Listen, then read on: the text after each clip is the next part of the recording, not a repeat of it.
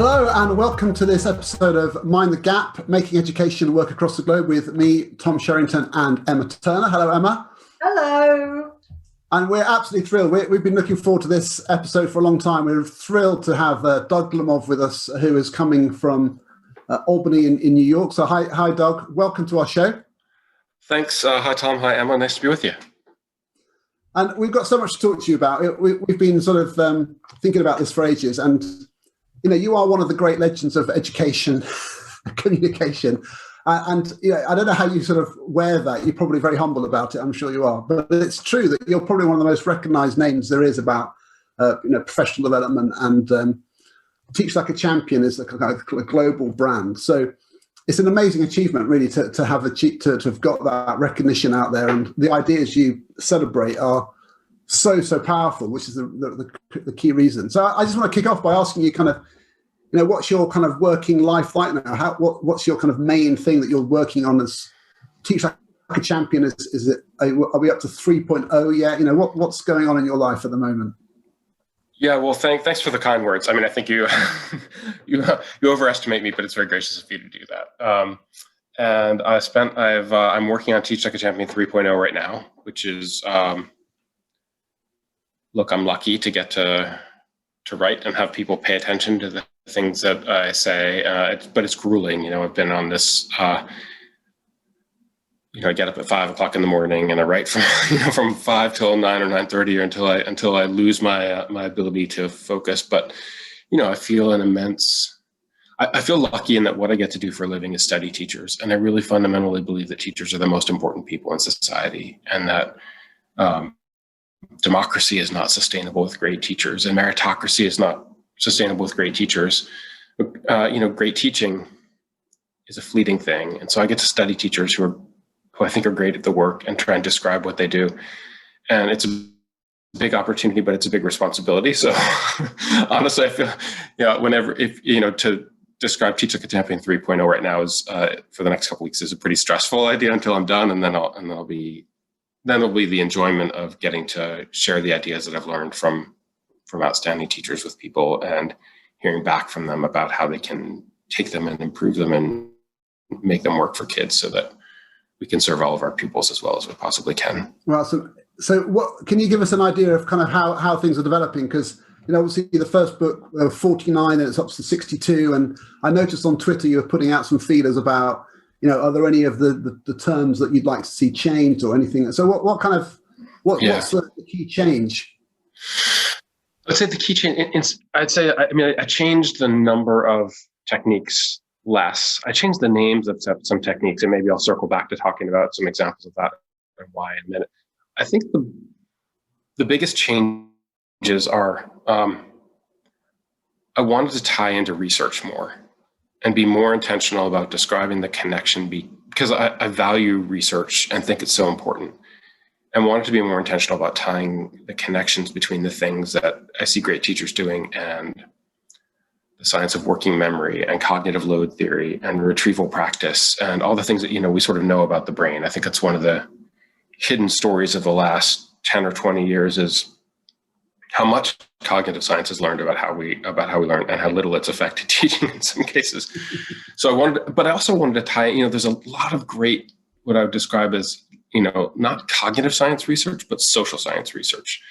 So I just finished reading Peps McRae's outstanding book on motivation. It's so good. And it's profoundly good. Mm-hmm. And so I want to connect to the things that he says about, what we know about the way that people are motivated. I just finished reading Jonathan Haidt's really fascinating book, The Righteous Mind, about how people come to their opinions and how people change their opinions, which they do reluctantly and sometimes not at all. So I think there's just a ton of really fascinating research, and I wanted to tell that story and connect. And I always want to update what's in the book based on what I've am learning and have learned from great teachers, because teachers are, just amazing problem solvers. And anytime you give them a great idea, they do something remarkable with it. And that's always exciting. So I want to upgrade this, the stories behind the techniques. But it's also been, it's a tricky time in the U.S., and there's just a lot of conversation about diversity, equity, inclusion, social justice. And I also want to speak to that because to me, the book has always been about social justice and about the need to make sure that kids who are not born to privilege and who are not born to opportunity get the best education they possibly can. But I think there are also some drastic and catastrophic mischaracterizations of what a great school should do for young people who. That's something we're going to ask you about, because what's amazing to me, and I do kind of get a bit of a kick out of this, is that every so often someone has a go at you for some kind of pseudo-scientific, pseudo-research reasons, and TLAC gets characterized as a kind of control device, and people talk about the TLAC industry and stuff as if this is a negative thing. But then on Twitter, everyone's sort of going, that's rubbish, buy this book, and then your book goes right up the charts again as a kind of, so I think it kind of backfires because, so how do you respond to that? You must be aware of this kind of critique. Yeah, I mean, for the most part, I don't respond because my interest is in working with people who, look, our time is scarce, and you have to make choices. And I want to spend my time working with people who believe in children and believe that the way that you love children and support them, or young people, is by expecting a lot from them and giving and challenging them and pushing them, and that form of high expectations is a form of love, and that's just what I believe about schools.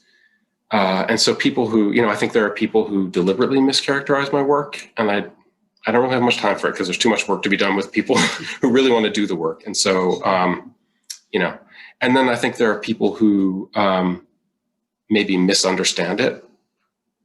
It's a genuine misunderstanding, and I think that's part of what I'm doing with the 3.0 version of the book, which is trying to write more to forestall misapplications and misunderstandings. I think there are two types of misunderstandings.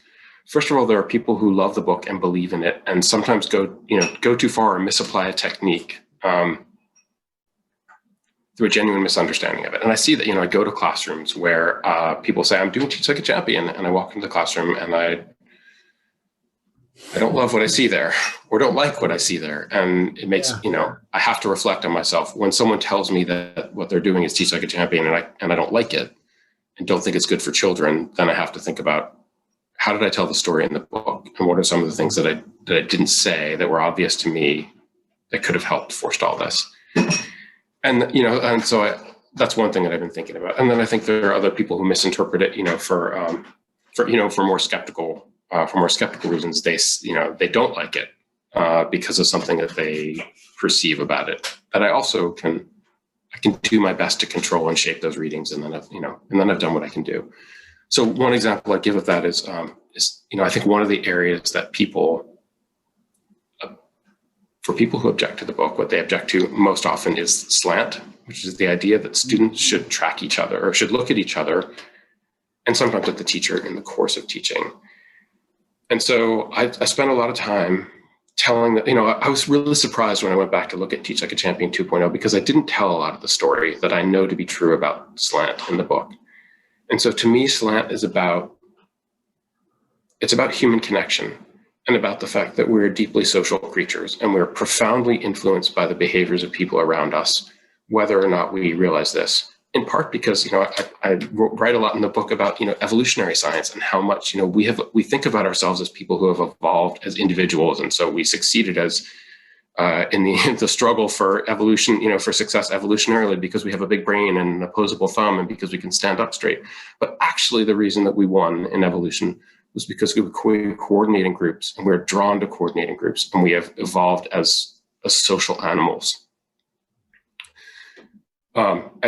Edward Wilson describes us as eusocial. We're the only eusocial mammals which means mammals who will sacrifice themselves,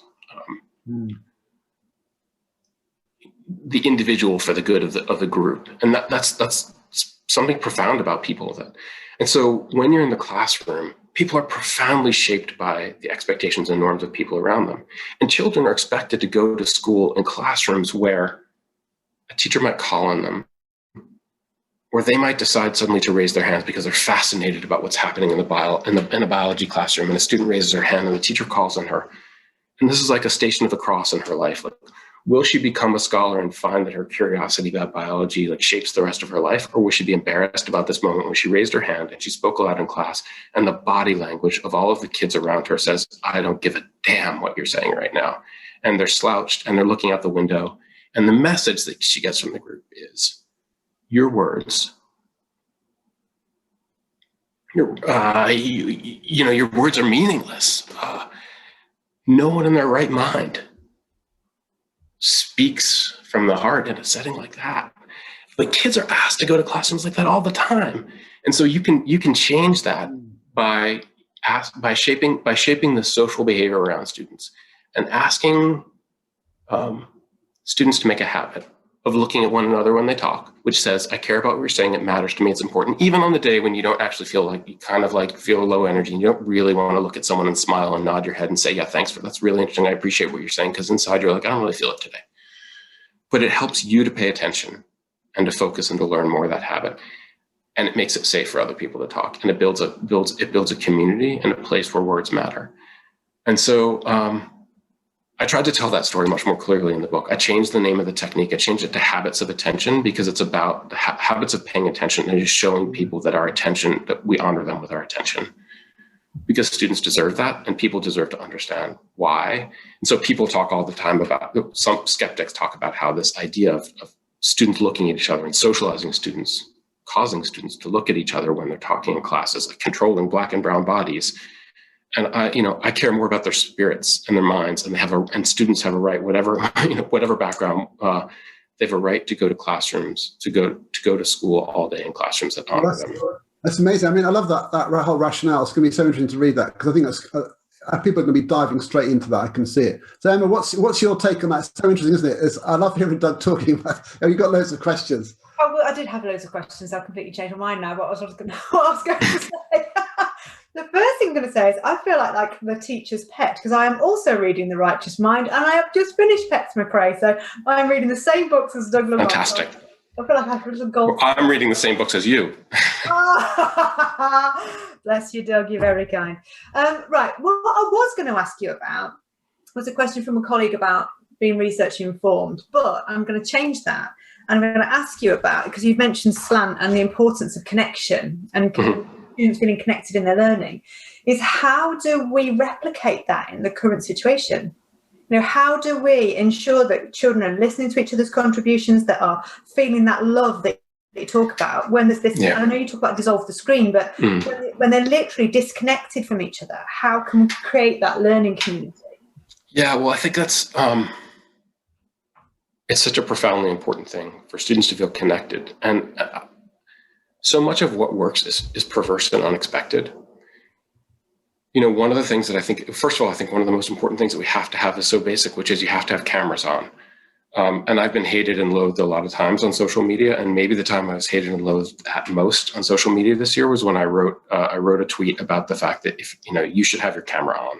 You should socialize your children to have cameras on during the classroom, because again, no one participates and says something of value to them when they're looking at a series of screen names and they don't think anybody's there and they're talking into a void. And frankly, what could be more dispiriting than being a teacher feeling like you're talking into a void? And who brings their great game, their best teaching on the 37th day of looking at a room full of kids whose cameras are off and who, for all you know, are on TikTok or, whatever they might be doing. So I think cameras on is fundamental. One of the things just to go back to this research, one of the things I write about, I'm sorry if this is a digression, is the cooperative eye hypothesis, which is, I don't know if you know this, but humans are the only primate that we have the whites of our eyes. And so scientists have speculated, why do we have that when no other primates do? And they say it's because we're so social that it's so that we can track each other's eye movements more readily and more easily. Other primates can't. And because it's so profoundly important to us, because it's evolutionarily critical to understand how the group is reacting to us and what they're looking at and what they think about us with their eyes. And so we should just deeply understand the importance of looking at each other. The first thing to make students feel like part of a community is they have to see the people that they're talking to and see who they're a part of. But then I think, I have a colleague on my team, Colleen Driggs, she's brilliant. And for those of you who've read Reading Reconsidered, she did a lot of the work on that book. And she's a daughter who's in second grade, which is year 3 for you guys. And in the midst of remote instruction, this is back in April, we've been at it here for a long time. She was so unhappy with remote instruction, and she hated it, and she cried every night. And Colleen tells a story about watching her, because we're all home watching our kids go to school. And she tells a story about watching her, and her teacher cold called her for the first time, and she said, "Well, Maggie, what do you think?" And this was like this, the cold call is interesting too, because a lot of people say it's so invasive and it's mean to kids. But Maggie, Colleen's daughter, had exactly the opposite response, which is like suddenly she realized that the teacher could see her, and that she was important, and the teacher was thinking about her. And having, there's nothing more inclusive than having someone ask you your opinion when you're not sure that your opinion matters and that your voice matters in a room. And so this was like this point of inflection for her daughter. And suddenly she realized that she was connected to her teacher. Her teacher cared about her. She was visible to her. And, she doesn't love remote learning, but she kind of made her peace with it based on this very perverse idea that she was cold called, which is someone reaffirmed for her the connection that existed, peripherally to her through this keyhole in the screen. So I think just, constantly being constantly deliberate about engaging kids and involving them and causing them to be active participants in the classroom is the best way to make them feel connected. I know from watching, I have 3 kids of my own, and my older daughter she's in her last year of high school before she goes to university next year. I love all of her teachers, but a lot of them try and connect with her. I was watching a lesson where her teacher was saying, who's going to tell me what they did this weekend? And I understand why the teacher's doing that. She's doing it because she wants to connect to students. But it actually had the perverse effect on my daughter, which is like, first of all, that's not the role that she perceives this teacher to play in her life, which is like, I want to tell you all about my weekend. Like, you're my teacher and I appreciate you as a teacher, but teach me. But, as she goes around and asks each kid in the room, what did you do this weekend? It's stilted and it's awkward, and she's not building relationships. And ironically, the way to build relationships would have been to start class and to start talking about, I won't say what subject it was, but like, let's start talking about this thing and connect through the content. And I think that that's another thing that's just, it's unexpected about the way that people build relationships, that we build our strongest relationships by doing things together, achieving things together, and helping people accomplish things. And so a lot of the relationship building is done through the dynamics of effective teaching. That's so interesting. So to me, that's the first thing. That's where you start in online teaching. Sorry, go ahead, Tom.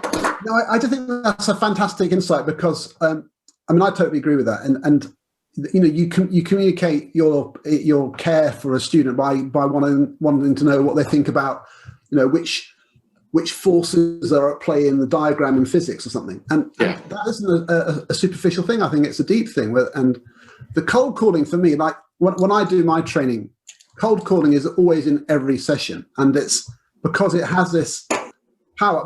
I always say this to people, I don't know if you agree with me, that where a teacher is cold calling well versus where a teacher isn't and is taking hands up and calling out. For me, the difference is just magnitudes in terms of students feeling cared for, involved, part of a lesson. Important. And still some teachers hear that, and when they go into a class, they don't do it. And it's so interesting, it's sort of a bit like the habits of mind thing. Why? Sometimes I have these conversations. Why wouldn't you cold call when you know it kind of you ought to be? And people just say things like, well, I don't like to put them on the spot, or the kids are so enthusiastic, I don't like to put... So when it's such a powerful idea, even online, that training that I did earlier this week from your amazing guys, the Uncommon Schools training and remote learning, the cold calling options were one of the big hits. Yeah. But looking at the screen now, I could say, I'm going to come to Doug and then Emma. And then it's like, and it's just like little tricks of just like, and everyone's going, oh, right, I'm on now, I'm ready. And so what's your experience of this with getting people to do cold calling? It's challenging because I think people want to do it, but they find it a little bit scary. And interestingly, one of the things that I was just writing about was, I think when people first try it, people tend to do what we call in this country popsicle sticks, and I think you call lolly sticks, which is like you put a can and you pull the names of it, you pull a kid's name out of the can and you read out the name, and that's like an easy way to cold call. But I actually argue in the book that that's not cold calling, because saying Tom, your name has been pulled out of a can is very different from saying, Tom, what do you think? Which is like affirming the connection between you. I as a person, out of all the people in the room, I chose you because I wanted to know what you thought. That's very different from, hey, the randomizer picked you. But I think that people do that because it's scary. And because in particular because they're worried about what they will do if it goes wrong. And so I think there are a couple of things that can really help with that. One is practice. I just think that one of the least understood things about teaching is that it's a performance profession, and you go live in front of 30, 14-year-olds or whatever it is you teach, 4 or 5 times a day. And professional development rarely prepares teachers for live performance. If we accepted that we were live performers like football players or like musicians or like surgeons or like actors, we would rehearse and we would practice the things that we do before we go into the theater of performance, because we would understand that you can't do something for the first time. Your working memory will be overloaded as soon as you walk into the classroom if you're doing it well. And so skills have to be in long-term memory so you can execute them without a high load on working memory. So practicing your cold call and getting comfortable hearing your voice doing it so you're not awkward and your voice isn't shaking. And then thinking through, so what will I do if students get it wrong? And watching some models of it. I've upgraded the videos in the book this time to show models of like, here are teachers responding when kids get it wrong when they cold call. Very simple thing to do is to send students out to a turn and talk. So if I say, what's x plus 2, Tom, and or what's x in the equation, and you say 8, and I say, x is not 8. Turn and talk to your partner. What is x, and why might we say 8? Go, right? And so then everyone talks about it, and you bring them back, and you've normalized it for the student who got it wrong, right? And because you're presuming that lots of people got it wrong. And then you call on someone and you say, great, what is x in the equation? Great, and now back to you, Tom. What is x, and what did you misunderstand? And what did you misunderstand about the first time? And then you get to prove to me that you understand now what you didn't understand before. It was a silly mistake or whatever, and you get to kind of reaffirm your dignity.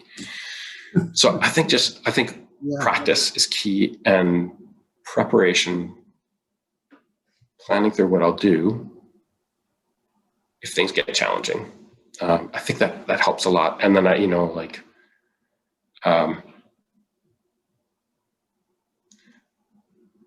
to me, that sounds perfect. Part of that is the sort of culture of error. I'm going to ask you a bit more about that. What's your experience of that in your? I'm mulling over that a lot of what's being said implies a live delivery, and there's been quite a lot of discussion online everywhere about the benefits or drawbacks of a live in the moment, like a Zoom call delivery, or using pre-recorded material. And I was interested to see what you thought about the difference in the impact, especially about the connection between a real-time delivery and then a kind of pre-record. Yeah. And also, because a lot of what you're talking about as well is sort of potentially secondary-ish. And I've got 3 very small children at home who are trying to homeschool and whatever, and just getting them to sit down in front of in front of that again. And it's kind of, how do we translate best practice for very young children who are schooling, and also the kind of live versus pre-recorded. I'm going to come to that in 20 seconds. I just want to circle back for a second, because I think when I answered Tom's question about cold call, I was imagining, people in real classrooms as opposed to virtual, which is really what you'd asked about. And so one other thing that we do, we have like a little bit of a formula for this, Tom. We start every workshop with what we call a chat appreciative cold call. And so we've kind of worked out that this is our formula, and the chat appreciative cold call formula is ask people a question, make it really rigorous and engaging. Here's a video. What do you think of it? Please put your answer in the chat. As soon as people start chatting, then we choose 3 answers that we think are really interesting, and we tell people that we're cold calling them because we think their ideas are really interesting. Tom, what you wrote is you used the word systematic. That's such a fascinating word to describe this video. Tell us a little bit more about that, right? That is a cold call, but it's an appreciative cold call. It implies that I'm cold calling you because what you said in the chat was really smart. And so that's how we always advise starting cold call when you're online. And I just wanted to get in a little prop for that. Okay, so to your question, Emma, which is the balance between synchronous and asynchronous. I mean, I don't think one is better than the other. I think they're different. And I think certainly some synchronous, some live interaction between teacher and students is, if at all possible, beneficial and necessary. I just think that students need to feel seen and connected to the person who, why create asynchronous videos is a question worth asking ourselves. When Khan Academy and, Oak National, there are lots of places where I can find videos already out there that I can just send my kids to watch. Why not just do that? And I think the answer is that it's worthwhile in part because the content of a video that I've prepared for my students is prepared for them exactly where they are in their learning, but it's also prepared by me. And they see the face of someone that they care about and they're connected to, talking to them about the content. And that makes an immense difference. But if I want that to work, I have to constantly reaffirm the connection, even when I'm distant from my kids. And so I think some sort of live interaction where we're teaching together, we're interacting as people. I think that's how a sense of belonging is built. But I think that, what you're describing with young children, Emma, is really the case for all of us. It's just most noticeable with young children, which is my max on a Zoom call is 75 minutes. And after that, I'm cooked. Tom, that's what, our workshops that we do, they're 90 minutes max. Because I think, Emma, you were saying you spent 7 hours online, before this call today. I just wouldn't wish that on my enemy. So when we do workshops now, I mean, it's been really interesting. We've had to think about this. When we do longer workshops, we do 5 days in a row of 90 minutes each. That's it. After 90 minutes, you're done. So what does that mean for an 8-year-old who spends 6 hours a day in Zoom calls? Yes, you've developed some stamina over time.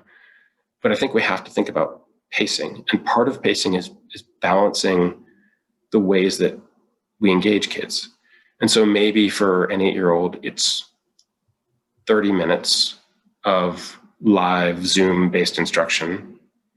And then there's a break, and it's an individual task, it's an asynchronous task that they do on their own.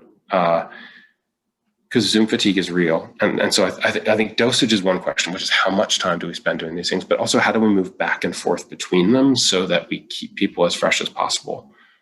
One of the techniques that I think is absolutely most important in an online world is everybody writes, which is saying to students or adults, great, take 3 minutes to write a response, pencil to paper about the chapter that we just read. On your own, 3 minutes, go. Right. And so then I look away from my screen and I look down at a piece of paper and a pencil, and they look familiar. And they're the things that, create echoes for me of my learning, and they help me harvest my attention, because one of the things we know, as soon as you're on a screen, you expect your attention is divided and fractured, and you expect to be interrupted, and you don't concentrate the same.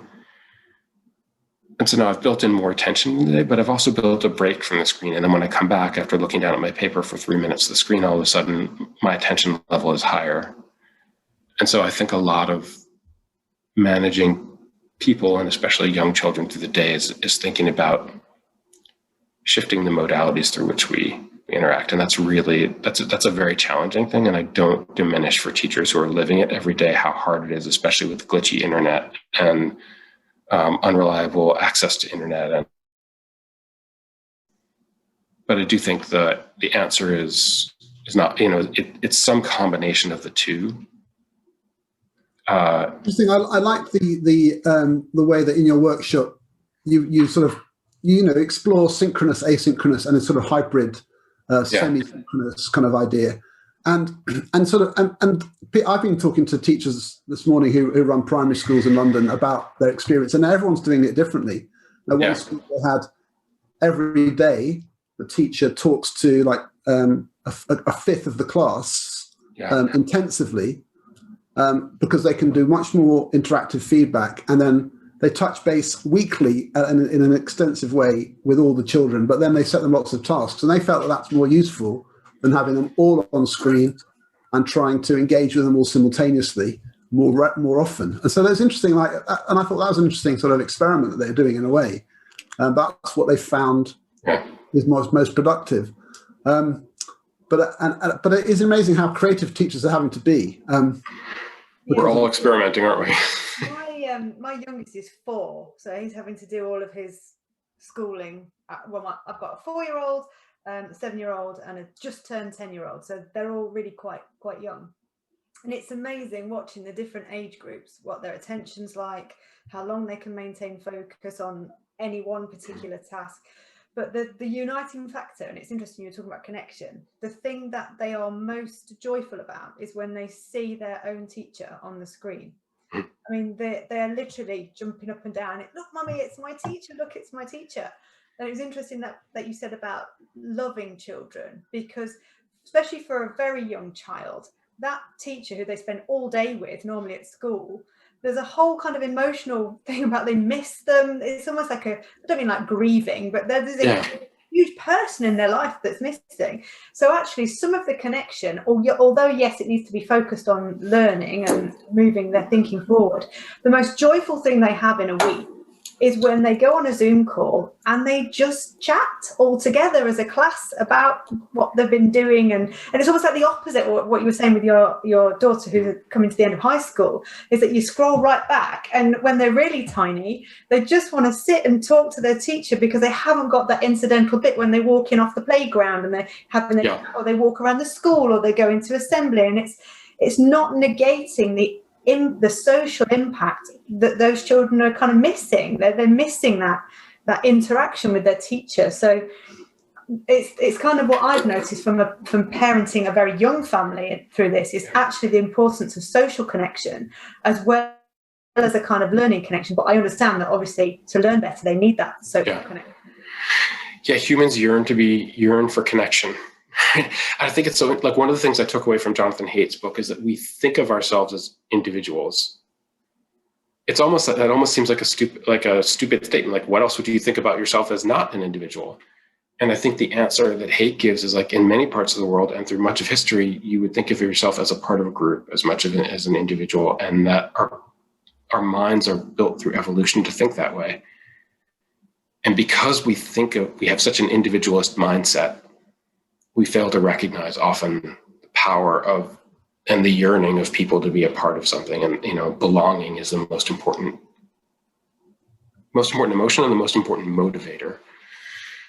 So I think I could look different in a lot of settings, but I think that's just I think the key notion there is, like, and what you're describing with your children is the need to connect. What's interesting to me, though, is a sort of contradiction there, in a way, of almost where I see teachers struggling, is where they're teaching the class too much as a homogenous whole, and not they have to sort of let people feel that they count in order to be part of something, don't they? So it's that thing of breaking down that thing of teaching everyone together and roping them all in, making them feeling that they do belong by talking to them as individuals. It's interesting, isn't it, that tension? You have this whole thing of ratio. I think that's one of the most powerful ideas in the whole Teach Like a Champion structure is ratio, because it's about notching up more students, learning more, paying more attention, thinking harder, and constantly trying to find ways of increasing ratio. I mean, is that coming through? Is that an idea you're still sort of promoting in the next book? Yeah, I've really thought a lot about it. There are still 3 chapters on ratio.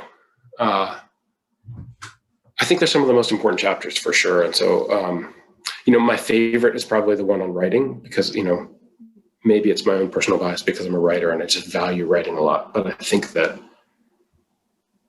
one of the most underrated ideas is a phrase called syntactic control, which I stole from a guy named Bruce Sadler who writes about writing. But it's syntactic control is young people's mastery of all the forms of syntax to be able to marshal them to create a complex, nuanced idea in writing. And that's an incredibly difficult task you think you understand an idea. And if you talk about it, you often find it challenging. But when you talk, you can use voice inflection and hand movements and implications to sort of compensate for lack of clarity and lack of precision. But when you write, you have none of those things. You have only syntax and only words, and it is the most challenging. The the think ratio is highest when you're trying to take an idea and hammer it into words. Goodness knows I can attest to that right now, trying to rewrite a book. Yeah. But I think that's if I had a favorite chapter, that's probably my favorite chapter. The other ratio chapters, one of them is on questioning, which I think is really important. And then the other one is on discussion. And I think that might be the one that I've rewritten the most, because possibly this is a reflection of politics in America. But I think when most people think about discussion, they think about talking. Who is talking most and how much are you talking? And when we grade students, like lots of times in America, I assume this is the same in England, teachers will say, we're having a discussion, I'm going to grade you on how often you participate, which presumes that the measure of success is talking. But if everyone is talking and no one is listening, you have the American political process, right? That the equally important skill of a good discussion is listening. And I don't think it's a coincidence that as societies, we struggle to listen. When in our classrooms, I think we could be more intentional about socializing students to listen during discussion and building listening behaviors and reinforcing the importance of listening.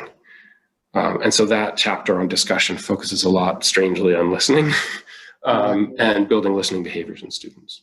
It's one of my favorite videos, and I know it's a real hallmark of the Teach Like a Champion materials, is that the exemplification through the video. And my favorite one is, and to be honest, I'm going to forget the technique, but it's when there's a class discussion and a student chips in something which is just another idea, and the teacher's saying, no, remember, we're developing this idea, so you need to listen to what someone said and add to that idea, not just throw in something else. And I thought, wow, that's such a discipline. That's so tight. But it's so powerful when teachers are that on it, that they just don't let kids just scattergun. They make them think harder, and which means you have to listen more. Isn't that a brilliant teacher who thinks that, like, it's that talking is not more talking is not necessarily good? That actually part of the mark, we in this country at least valorize the phrase outside the box, right? The more something you say is a departure from what's expected, the more, it's the ideal comment. But actually inside the box comments are often much more valuable, right? We're staying with the topic, and the purpose of the discussion is for us to struggle with it and to bring it to resolution and to focus on it. And so that teacher who says, actually, let's stay here for a minute. We've been talking about this. Not only makes the discussion better, but is socializing students to have strong listening behaviors and to understand what other people are talking about, and to not think that just because something is on their mind, it's the right time to bring it up.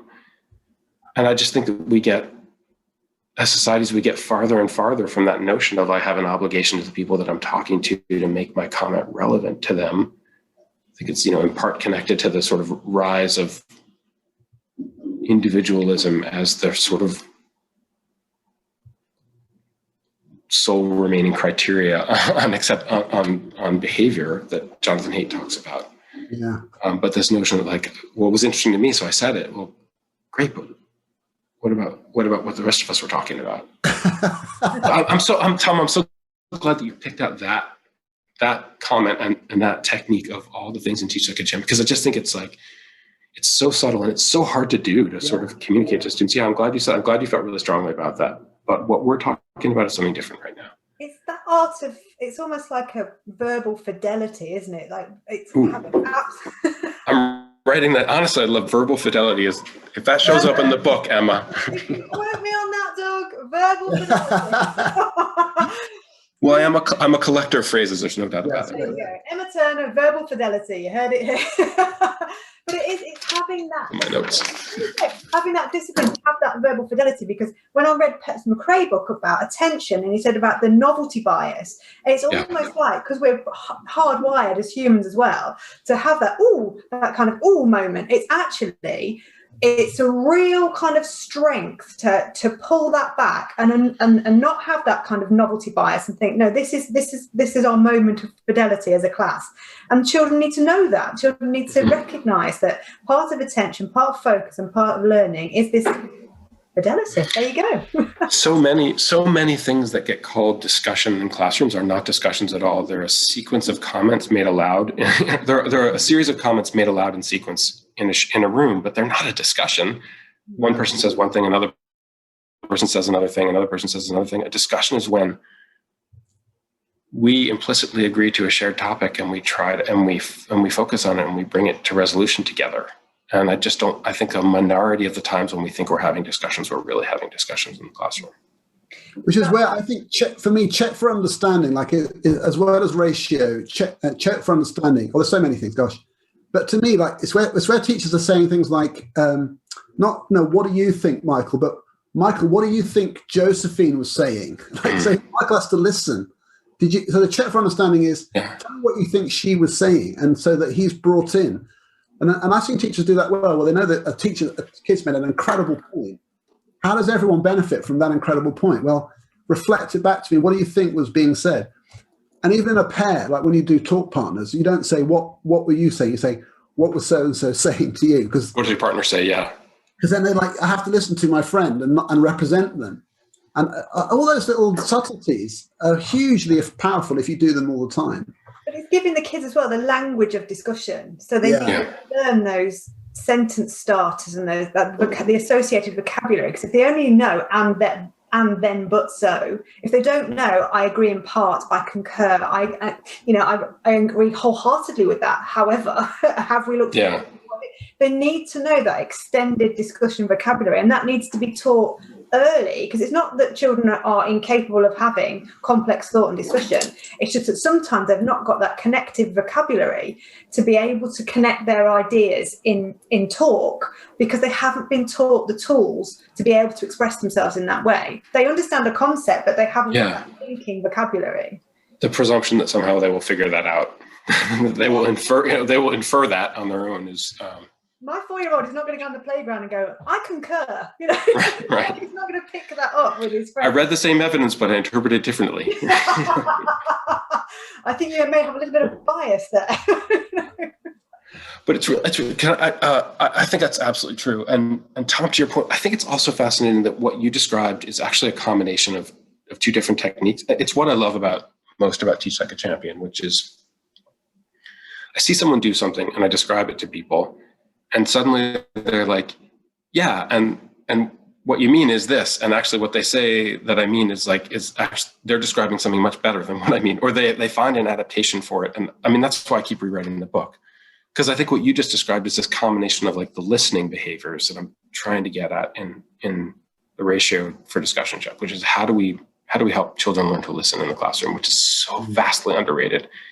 And checking for understanding, which is how do we make sure that we know what they're learning? How do we understand the gap between I taught it and they learned it? And I actually hadn't really, what you gave me credit for was not something that I had thought through as fully as you described, which is actually like connecting the listening behaviors to the checking for understanding is actually really powerful, which is what did you just hear him say and why was it important? So, so that's what I'll be doing tomorrow at 5 a.m. Yeah, one of my favorite things to sort of explore with teachers is the power of asking the same question to different children. So someone will say, even like the answer to a maths problem, the way they express it, and so you say, oh, that's interesting. It's not quite the same. Is it the same? Are they different? And the subtleties come through. I just think.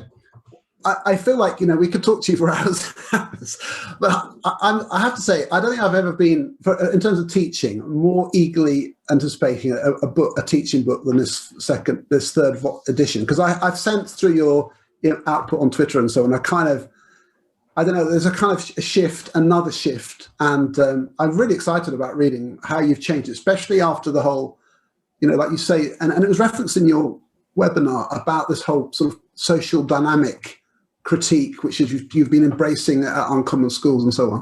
Can't wait. Thank you. I just want to ask you a more broad question about your sense of the kind of the mission that you're on. Yeah. Because we could get stuck into nerdy conversations. Sure. It wouldn't be the first time.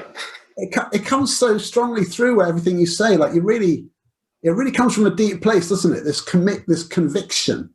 Mm-hmm. So what sustains you through that? I mean, is it because you keep seeing situations which are poor, or why do you feel a strong conviction that it really matters to do this stuff so thoroughly? Yeah, that's a great question. Yeah, I'm sure there are a variety of sources. I mean, like the ones that I'm aware of are, I have 3 children of my own, and every day I get up and I love them deeply, and I think about what it must be like to be a parent who loves their children equally and sends their kids to schools that don't support them in accomplishing their dreams and what you think they're capable of. I just like the desperation of a parent in that situation. So I'm sure, that's obviously part of it. I think also like teachers just had a profound, it's interesting. I was not a very good student through much of my schooling career, certainly like in my middle school years. And so I think I've always been kind of, and then like when I got to university, I became quite a motivated student. So I think but I've always been like had connections to and had immense gratitude and appreciation for my teachers. And in many cases, they were important, like parenting figures to me growing up. And so I think part of it is like also wanted to pay back that debt of gratitude, but also kind of like a fascination with like, why does someone who cares so much about learning, why did I spend so many counterproductive years in the classroom, and what was it? And like, I have to control myself from telling stories about, young Lemov and his many follies in his middle school years. Because I think a lot of it started from,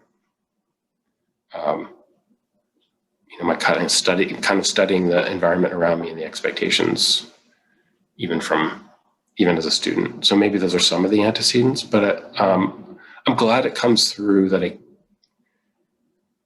I care deeply, and the purpose of the book is because I love children and I want to help. I want to help teachers. Teachers make sacrifices to be teachers, and I want to help them be successful and know at the end of the day that they have given up a lot to be a teacher, but they're great at it. And second, I think love is a really complex thing. Like you love kids, but that doesn't like if you have kids yourself, like you love kids, and that doesn't mean you can you can have more ice cream. I love you, but you got to read a book now, and I love you, but like. You said you wanted to accomplish this, so like let me help you put a schedule together and sit down and do the things that you said you wanted to do. That love involves limit setting and expectations, and I just think that teachers should be prepared to support children and love them in that way. And I think that often the advice that teachers get is very different, and it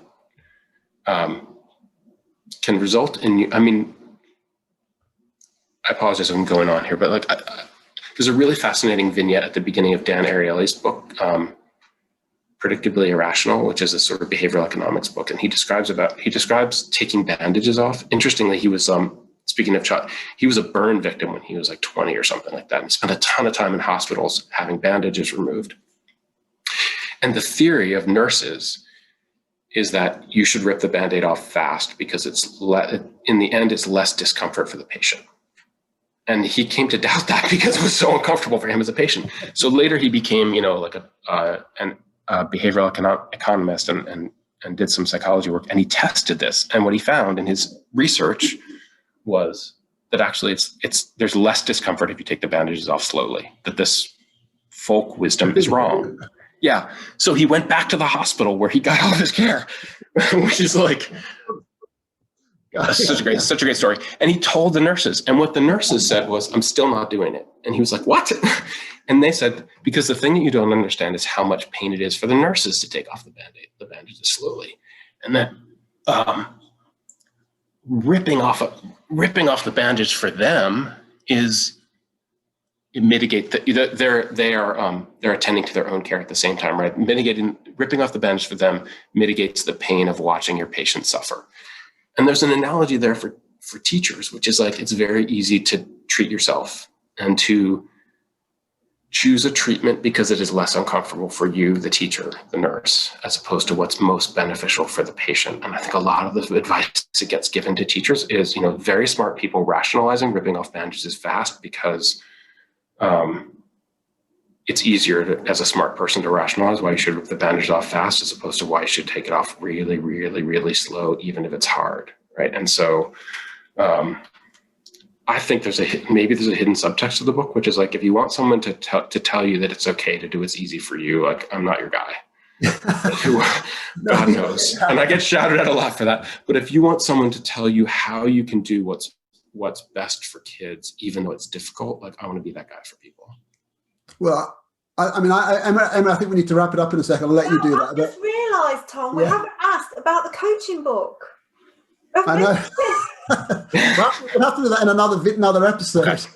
Oh, I had a really quick question about the coaching book, because I've spoken to Phil Naylor this week, who runs a podcast over. I don't know if you've seen. Yeah. So Phil Naylor, Professional Football Association A coach, interviewed Sir John Jones last week, also football coach.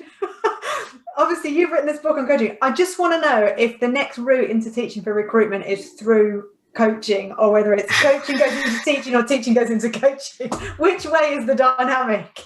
Well, that's one of the interesting stories about the book, which is, I'll just tell you really quick. Like, so I, at some point I wrote Teach Like a Champion, and like some sports franchises and some federations reached out to me and said, hey, could you tell us, could you come work with us about teaching? Coaching is teaching, right? And I went and did it. And my original assumption was that, and I was really embarrassed, because I wasn't embarrassed, like I was fascinated by it and I loved it, but I didn't tell people at work what I did because I felt guilty. Public education is in a shambles, and it's the most important issue to me in society. And like, here I am spending my time talking to football clubs about, how to make better midfielders, even though I loved it. But what I came to realize was that one of the things that I knew about teaching, and like a teaching video, was so profound to coaches. And the book starts with my sort of showing coaches from our top football league, professional coaches, video of a math teacher. I read that today. Great. Yeah, and like, so I was terrified, because I was like, I planned this out for a workshop, and I went to the workshop, and as I'm walking to the front of the room, I was like, how could I be so stupid? I'm going to show these guys a math clip and expect to have a great workshop. And so I show the clip, and I pause afterwards, and I'm absolutely terrified. And then the two coaches who spoke next said like just deeply profound things about the video, showing not only that they got a lot out of the video, which is exciting to me and wonderful, but the comments were instantly applicable to teachers. And that was like one of the many moments where I realized that teachers have a lot to teach coaches, but coaches also have things to teach teachers. And a lot of the coaching book would not stay in its lane as I would write it. Like a lot of the first chapter is about the power of perception. And I couldn't stop thinking about that when I would be in classrooms and noticing, like, what do teachers perceive? Why do they perceive it? What do students perceive? Why do they perceive it? What are we looking at? How does what we perceive shape our decisions? How do we coach teachers based on what they perceive? And so, anyways, it was a fascinating journey to write the book. And my biggest takeaway was that this sort of connection between coaching and teaching definitely runs both ways. And I got confused reading the book the whole time. I was thinking, is this the book coaching book? Yes, this is the coaching book. I'm so glad you had that response. I'm so glad. One of the slides I have in my training, I have this image of a javelin thrower who I call Jason, because it alliterates the javelin. Jason, the javelin thrower. And the analogies you can draw from coaching the javelin thrower with they're huge. So I totally respect that challenge to stay in the lane with the coaching book. Well, yeah. I have to wrap this up, because we could talk all night. I mean, I love talking to you. It's so fantastic to hear you talk with such conviction. And I'm going to say this thing: you have made an enormous impact to so many teachers in the UK and around the world. And we have as well. I hope you feel good about that, because that's affecting a lot of children. And it's huge credit to you. You deserve massive credit for everything you're doing. I think it's incredible. And you're a very humble person, so I know that you probably don't find it easy to take these compliments, but it's a significant thing you're doing, and I can't wait to read the next edition and celebrate it like I've been celebrating your online work. Thank you.